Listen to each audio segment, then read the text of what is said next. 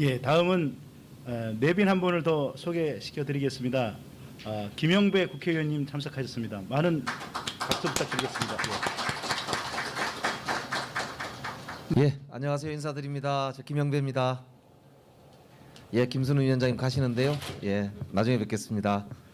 우리 김순우 위원장님한테 박수 한번 좀 부탁드리겠습니다. 예, 고맙습니다. 오늘 제가 이제까지 했던 어떤 연설이나 강의보다도 뜻깊고 또 감사하고 자랑스러운 자리라고 생각하고 왔습니다.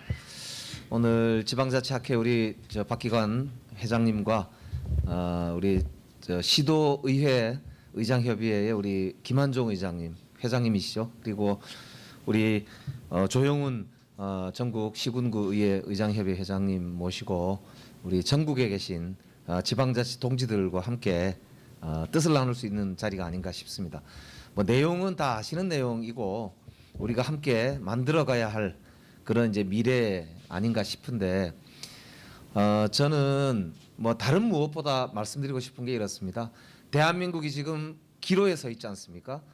정말로 선진국으로 도약하느냐 아니면 중진국에 계속 좀 머물러 있을 것이냐 우리도 느끼고 있습니다. 전 세계가 대한민국을 주목하고 있고 야 대한민국이 어떻게 해서 저렇게 빨리 산업화가 되더니 이제는 민주주의도 잘하고 방역도 잘해서 이 국민이 정말로 민주주의에 대한 이 애정도 높지만 실력도 뛰어나다. 그래서 시민이라고 하는 개념, 그러니까 국민이라고 하는 개념 근대 국가가 탄생하면서 처음에 생긴 거지만 민주주의가 발전하면서 시민이라는 개념이 외국에서도 등장을 해서 굉장히 오랫동안 민주주의를 주도해오는 그런 세력이었는데 야 대한민국이 정부만 잘하는 줄 알았더니 시민들이 정말로 뛰어나고 동네와 마을에서 저렇게 자발적이면서 오히려 관을 끌고 가는 이런 이제 힘이 있구나 풀뿌리가 대단하다 이런 이제 찬사들을 전 세계가 보내고 있습니다. 그 힘에는 저는 지방자치가 있다고 생각하고 지난 30년의 우리의 노력과 땀이 결국 오늘 방역에서도 세계 최고 그리고 그 방역을 지켜나가는 시민의 힘에서도 세계 최고를 보여주고 있는 오늘의 대한민국을 만들어낸 그 기초다. 이걸 확인하고 저는 이제 앞으로 더 이걸 제도화시키고 구조화시켜서 이제 정말로 대한민국의 벚꽃랍니다. 예, 대한민국의 새로운 그런 이제 힘을 이제 구조적으로 만들어내는 그런 일이 이제 필요한데 그것이 바로 우리 정치인들과 국회와 지방의회와 이 자치분권 세력이 해내야 될 과제가 아닌가. 그래서 이제 마지막으로 자치분권 개헌으로 그 결실을 맺고 구조화시키자. 이제 이런 제안을 하려고 오늘 말씀을 드리려고 왔습니다. 이제 뭐 여러 말씀들이 있겠습니다만 저는 이제 그것부터 말씀을 드리고 싶습니다. 지금의 시대는 민주냐 독재냐, 민주주의냐 아니냐 이런 이제 논란은 없어졌지 않습니까? 지금 고민은 어떤 민주주의냐 이런 겁니다. 민주주의는 전 세계가 이제 이제 서로 공유하고 있는 가치 중에서도 가장 기본적이고 핵심적인 가치가 된 지가 오래됐습니다. 그런 점에서 보면은 이제 우리도 어떤 민주주의냐 이게 이제 중요한 시대가 됐거든요. 그러면 이제 민주주의도 여러 종류가 있습니다. 사실은 미국, 뭐 유럽, 대한민국, 일본 또 이제 아프리카 뭐 이렇게 남미의 많은 나라들이 있습니다. 선거로 대통령을 뽑기도 하고 대통령은 아니지만 이제 의회를 뽑아서 총리를 뽑기도 하고 뭐 여러 이제 제도들이 있습니다. 그런데 그 중에서도 민주주의가 지금 이제 보면 미국의 민주주의가 최고다 이렇게 생각하는 사람이 많은데 트럼프 대통령이 지난번에 마지막 물러나기 직전에 의회가 아니죠. 그러니까 미국의 캐피털 홀이라고 하죠. 그러니까 대통령에 있는 궁을 미국 국민들이 난입하는 거를 이제 전 세계가 생중계로 봤습니다. 총도 쏴서 사람도 사망하는 그런 이제 장면들을 전 세계가 목격했는데요. 존경하는 의원님들 그리고 동지 여러분 어떻게 생각하셨어요? 미국이 왜 저럴까? 유럽도 지금 그렇습니다. 굉장히 몸살을 앓고 있거든요.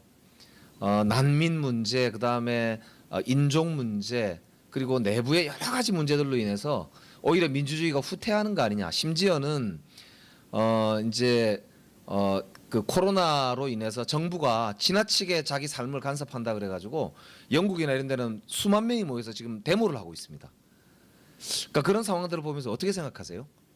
민주주의가 과연 건강한가?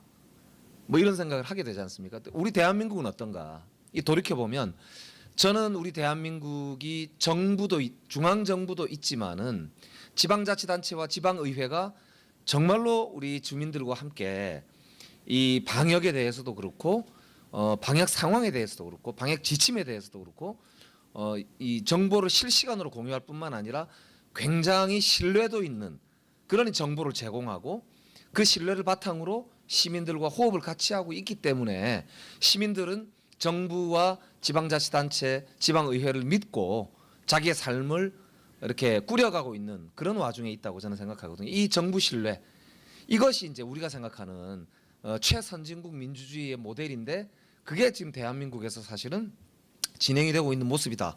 이런 말씀을 드리고 싶어요. 이게 이제 저는 어떤 민주주의인가 했을 때 신뢰, 사회적 자본 우리 어디서 많이 들어본 이야기잖아요.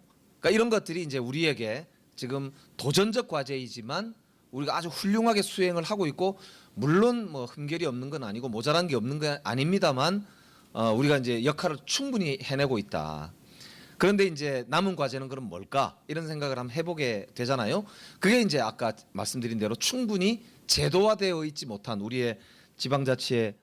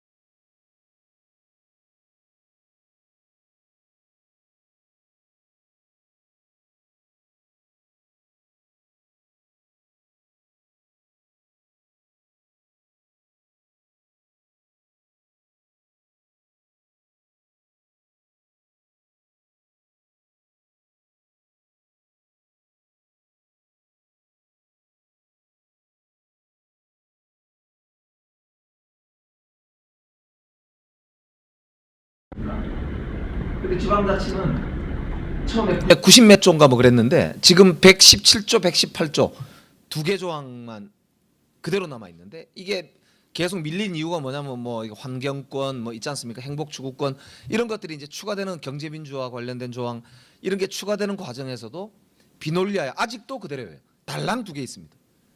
이게 지방자치의 오늘날 현실입니다. 이렇게 많이 민주주의가 쭉 진행이 돼 왔어요. 유신헌법 때 중단됐죠. 김대중 그 당시에 총재가 이제 단식하면서 지방자치가 부활이 됐습니다. 그리고 91년도에 5월 달이죠.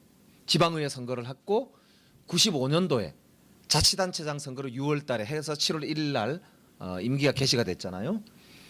그리고 이제 아시다시피 작년에 32년 만에 지방자치법이 전부 개정되는 그런 성과가 있었습니다.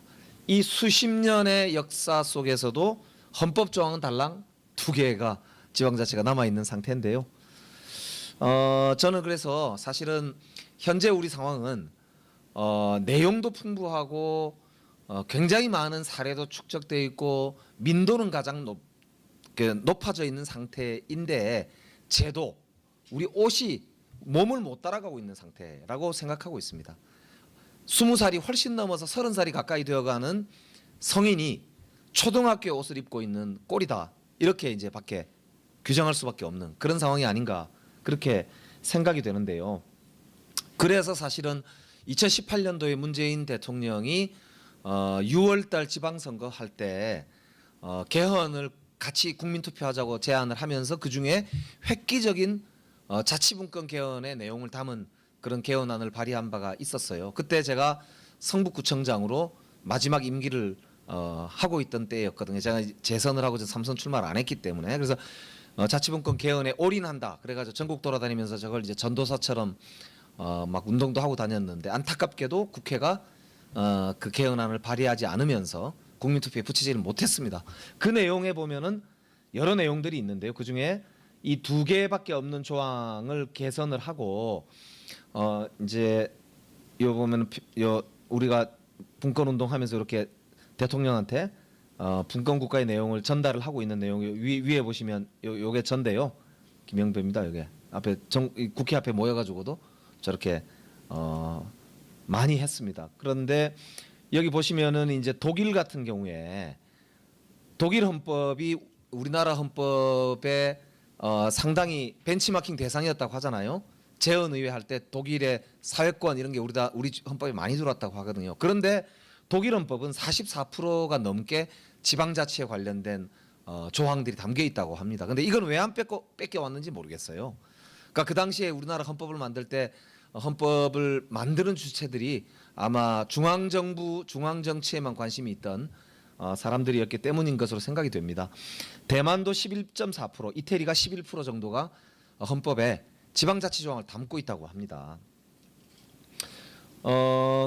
그래서 이제 우리가 이제 그 지금 국회에서 이런 내용들을 지난번에 이제 국회가 20대 국회였죠. 그때 개헌안을 발의하지 않은 국회가. 근데 21대 국회, 제가 이제 국회의원이 된 게 21대 국회잖아요. 그래서 국회의원이 되어서 제일 먼저 한 게 아까 말씀드린 대로 지방자치법 전부 개정안을 통과시켰습니다. 제가 행안위원으로 있을 때 이거를 작년 말에 통과시켰거든요. 그 내용에 아까 획기적인 내용이 많이 담겨 있다는 거는 김순훈 우리 자치분권 위원장님도 설명을 하셨고요. 많이들 아실 거라고 생각합니다. 남아 있는 과제가 이제 지방자치법 전부 개정안에 이어서 지방의회법 이게 지금 우리 행안위에 계류가 되어 있거든요. 또 하나가 주민자치기본법 이렇게 되어 있습니다. 지방의회법은 이해식 의원이 대표 발의를 했고 저도 동참을 했고요. 주민자치기본법은 제가 대표 발의를 했고 이해식 의원 등 여러분들이 동의해 주셔서 발의가 되어 있는 상태입니다. 그래서 크게 보면 이렇습니다. 헌법이 아직 바뀌지는 않았습니다만 지방자치법은 통과가 이제 됐고요. 많이 바꿨습니다. 그런데 지방자치법은 아시다시피 기관자치를 주로 다루고 있습니다. 그 말이 뭐냐면은 기관자치라는 게 정부와 자치단체, 그러니까 시도 그리고 시군구 그리고 이거에 상응하는 지방의회 정도까지를 규정을 해서 견제와 균형에 의해서 서울시장, 서울시의회, 성북구청장, 성북구의회 여기에 대해서 기본적으로 규정을 하고 있고 거기에 대해서 여러 가지 내용들을 담고 있는 게 뼈대입니다. 그런데 국회법이 따로 있듯이 지방의회법이 따로 있는 게 지방정부라고 한다면 당연히 갖추어야 될 요건인데 안타깝게도 우리나라에는 헌법에 지방자치단체라고 규정을 하고 있습니다. 이 조항을 바꾸지 않는 이상은 지방 정부라고 부를 수가 없잖아요.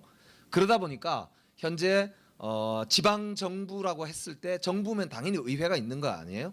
그리고 정부에 관련된 법이 있으면 당연히 의회에 관련된 법이 있는 것이지요. 근데 현재는 그렇게 되어 있지 못합니다. 그러다 보니까 일단 개헌은 뭐 조금 다시 논의를 추가로 하더라도 일단 지방의회법을 발의하고, 그런데 정부와 의회만 있는 건 아니지 않습니까? 기본적으로는 역시 시민들, 주민들이 주인이기 때문에 주민자치기본법, 이렇게 이제 지방자치를 규정하고 있는 세 개의 큰 축을 이번 21대 국회에는 반드시 통과시키겠다. 이게 이제 저희들의 생각이기도 하고 우리 지방자치 동지들의 의지이기도 하다고 생각합니다. 그래서 이게 이제 현재 계류가 되어 있는데 많이 응원해 주시고 도와주시고 꼭 올해 안에 통과될 수 있도록 이렇게 함께 노력했으면 좋겠다는 말씀을 이 자리에 감사합니다 드리겠습니다. 그런데 지금 이제 여기에 저 재정분권이라고 되어 있지 않습니까? 잠깐만 설명을 드릴게요. 역시 뭐니 해도 우리가 자녀들을 저희들도 이제 집에 이제 있으실 텐데, 저도 이제 우리 자녀들을 분가시키거나 독립을 시킨다고 하면 역시 뭐니 해도 자녀들이 독립적인 생활을 해야 되니까 재정 문제, 역시 생활하는데 가장 뭐니 해도 이거잖아요. 그러니까 그 문제가 핵심인데 1단계 재정분권은 문재인 정부 들어서 했고요. 2단계 재정분권의 목표인 지방과 중앙이 3대 7 적어도 이 정도는 이제 돼야 된다. 이게 이제 목표인데 지금 마지막 논의를 하고 있습니다. 제가 민주당의 재정분권 특위위원장이고요. 저희들이 다수당이기 때문에 정부와 지금 마지막 삿바 싸움을 하고 있는 중입니다. 그래서 다음 주 늦어도 다다음 주까지는 결론을 내려고 하니까요. 우리 동지들께서 많이 좀 응원해 주시고 관심을 가져주시면 좋겠다는 말씀 아울러 올리겠습니다.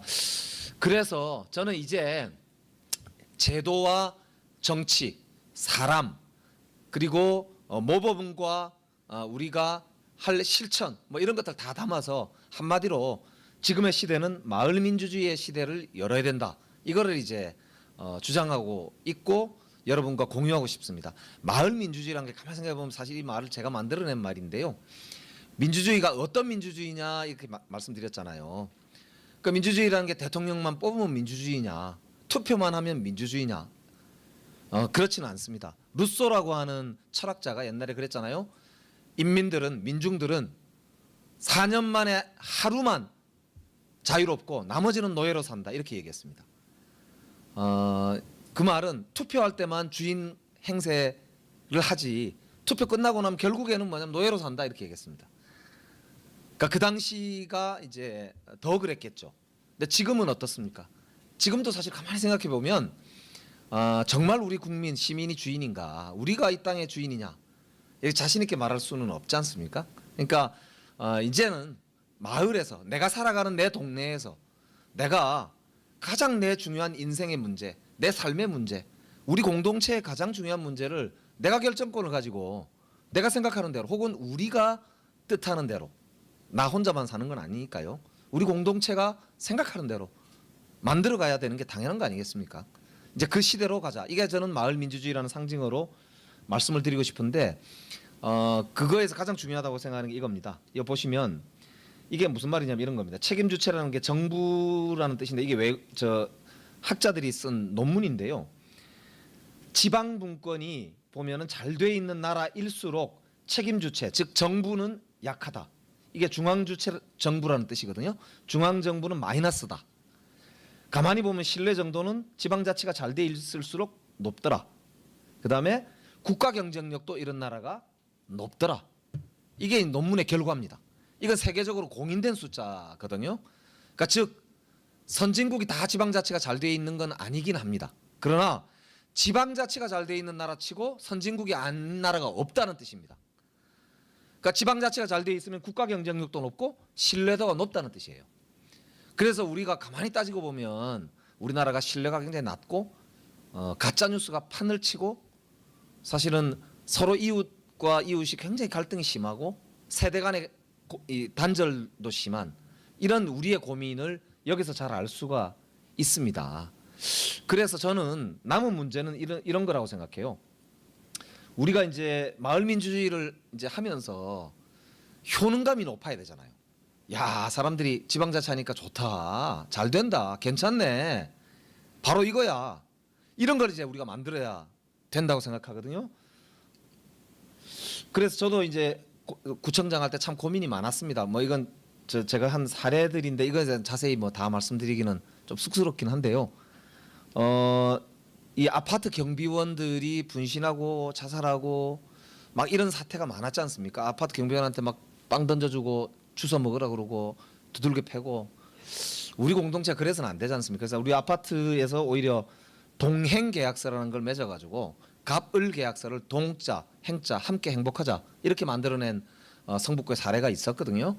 그러니까 이런 사례들이나 혹은 아니면 민주주의라는 게 결국에는 뭐냐면 똑똑한 사람들만 모여서 하는 건 아니고 우리가 누구든지 모여서 의사결정을 할 수 있다. 그런 점에서 추첨제 민주주의. 그러니까 그래서 뭐 똑똑한 사람만 저요 해서 의견 있는 사람만 나와서 얘기할 게 아니라 누구든지 오셔서 의사결정에 참여할 수 있도록 하는 민주주의, 이런 걸 여러 실험들을 사실은 했었습니다. 그래서 이런 도전들이 우리 성북구뿐만 아니라 사실은 전국에 엄청나게 많이 있습니다. 아까 우리 김한정 의장님 계신 전남도 그렇고 우리 조영은 의장님 계신 종로 뭐 뿐만 아니라 서울 어디라도 정말 좋은 사례가 많습니다. 저는 종로구청장님이 모토 중에 하나가 뭐냐면은 도시 비우기예요. 보통 자치단체장 하면은 뭘 많이 지으려고 그럽니다. 특히 서울 같은 경우는 뭐 지어서 뭐 하겠습니다 이런 이야기 많이 해요. 근데 종로는 너무 복잡하니까 도시를 비우자. 야, 저는 그 철학을 듣고 진짜 종로구청장 아무나 못하는구나, 종로구의 의장 아무나 못한다, 제가 정말 그 생각을 했거든요. 그래서 이런 도전들이 결국 우리 시민들이 주인되는 정말로 이 시대 최후의 권력이라고 할 수 있는 그런 시민의 권력의 시대로 안내할 것이다, 저는 그렇게 생각합니다. 혹시 아까 헌법 얘기가 있었는데요. 우리나라 헌법이 130개 조항으로 세계에서도 굉장히 긴 헌법 중에 하나입니다. 그 중에 전문까지 쳐가지고 글자 수는 제가 안 세봤는데 엄청 길거든요. 그 중에 권력이라는 단어가 몇 번 나오는지 아세요? 권력 한 번 나옵니다. 딱 한 번. 어디에? 1조에. 1조 2항에 보면 모든 권력은 국민으로부터 나온다. 그러면 나머지는 뭘까요? 그 뒤에 나오는 조항들이 다 국회, 대통령, 법원 이런 겁니다. 쭉 나와요. 그 나머지는 뭘까요? 권한입니다. 제한된 권력. 누가 이걸 제한시켰을까요? 국민이. 우리 헌법은 명확하게 규정하고 있습니다. 국민이 주인이고 나머지는 다 위임받은 자들이다. 따라서 자기 위임받은 범위를 벗어나거나 그거를 잘못 행사하면 어떻게 된다? 탄핵된다. 그거를 우리는 지난 몇 년 전에 박근혜 정부를 탄핵하면서 보았습니다. 힘으로 몰아낸 게 아닙니다. 국회가 발의하고 헌법재판소가 인용하고 그리고 국민들이 그 다음에 대통령을 다시 선거를 해서 문재인 정부를 탄생시켰고 문재인 정부가 지금까지 정상적으로 운영되어 오고 있습니다. 헌법이 작동한 것입니다. 그래서 저는 이제 우리가 드디어 정상적인 근대적 민주주의 국가가 됐을 뿐만 아니라 전 세계에서도 이제 최고의 시민의 권력을 가진 민주주의 국가로 자부할 수 있는 단계에 왔다, 이렇게 생각하고 남은 과제는 바로 자치분권 개헌이다, 이렇게 생각합니다. 그래서 이제 우리도 여러 모자란 게 있습니다. 지방자치도 보면은 안 좋은 사례도 많고 사실 국민들 생각에도 보면 인식들이 그렇게 썩 좋지만은 않잖아요. 그건 우리의 과제입니다. 우리가 더 모범을 보이고 더 잘하고 해야 되겠죠. 그러나 이제는 정말로 대한민국의 현재 도약을 위해서도 그러하고 우리 민주주의 수준으로 봐서도 그렇고 또 우리의 미래를 봐서도 이제는 개헌을 할 때가 되었다. 그래서 아까도 말씀드렸지만 모든 선진국이 다 지방자치가 완벽하게 되어 있는 건 아니지만 지방자치가 잘 되어 있을수록 선진국이더라. 지방자치가 잘 된 나라 치고 선진국이 아닌 나라는 없다. 그래서 우리도 이제 영국이나 프랑스나 스위스나 독일이나 이태리나 프랑스처럼 할 필요가 있다. 프랑스 예만 하나 들겠습니다. 프랑스는 태양왕의 나라였습니다. 아시다시피 루이 14세인가요? 태양왕이었잖아. 절대 군주가 있던 나라입니다. 그래서 중앙 집권의 이 전통이 아주 강한 나라, 나폴레옹의 나라 아닙니까? 근데 프랑스가 고민을 했어요. 야, 독일하고 우리하고 점점 경쟁력이 차이가 나는데 이걸 어떻게 해야 되냐. 그래서 프랑스의 결론이 뭐였냐면 80년대에 헌법을 바꿔서 프랑스는 분권형 국가다. 지방 분권형 국가다라고 헌법 1조에 넣습니다. 그리고 대대적인 분권 운동을 전개해요. 그러면서 프랑스가 다시 선진국으로 재도약하는, 그러니까 더 선진국이죠. 더 선진국으로 재도약하는 그런 계기를 맞게 됩니다. 이게 국가 전략 차원에서 이루어진 일입니다. 이제 대한민국도 프랑스처럼 80년대였지만 우리 2020년대 지금도 늦지 않았습니다. 지금이라도 대한민국의 도약을 위해서 저는 과감하게 자치분권의 시대로 개헌을 추진해야 한다 이렇게 보고요. 점점 지금 이제 뭐 일이 늘어나고 또 코로나 팬데믹 때문에 중앙정부 예산이 늘어나다 보니까 지방에서는 점점 더 어렵습니다. 자립도도 점점 떨어지고 사실 걱정입니다. 그러니까 이럴 때 우리가 과감하게 이런 분권을 해야 되지 않을까 이렇게 생각하고요. 자치분권형 개헌의 내용의 핵심은 여기 보는 대로 지방정부의 자율성, 보충성, 그다음에 입법, 행정, 재정의 총체적 분권화 이런 내용이 이제 담겨야 한다 이렇게 생각합니다. 문재인 대통령이 발의했던 내용에도 충분히 반영은 되어 있습니다만 이런 내용들이 담겨야 한다고 생각하고요. 그 중에서도 보충성의 원리가 참 중요합니다. 지방자치법에 이번에 보충성의 원리라고 하는 게 들어갔습니다. 드디어. 그렇기 때문에 법에는 보장되어 있습니다만 이것이 헌법적 수준으로 보장이 되어야 기초자치단체가 수행할 것은 웬만큼 다 시민들에게 제공하고 모자란 것은 시도가 하고 그래도 부족한 것은 중앙정부가 책임지는 이런 진정한 마을민주주의 시대, 자치분권의 시대로 이제 나아갈 그런 초석이 닦일 수 있지 않을까 이제 그런 생각을 합니다. 마지막으로 저는 가장 중요한 게 뭘까? 이걸 위해서는 저는 우리가 모범을 보여야 한다고 생각합니다. 정치는 사람이 아닌 것이고 주인은 국민입니다. 국민이 쳐다보고 저 사람들한테 몇 개도 될까? 에이, 그렇지.